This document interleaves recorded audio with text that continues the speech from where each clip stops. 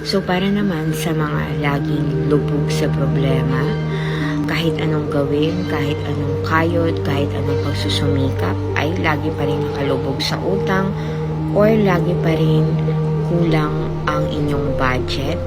Piling ninyo kahit anong gawin ninyo ay tila ba parang ang ilap-ilap ng swerte sa inyo, okay?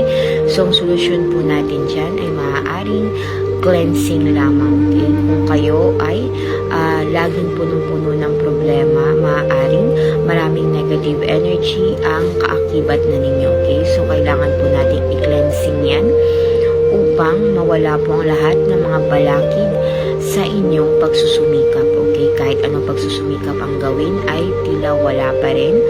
So, i-cleansing na po natin yan. So, sa mga problema, i-PM na po ninyo kami, mag-book na po kayo para po malinisan na po natin ang kung ano man pong negative energy na bumabalot po sa inyo.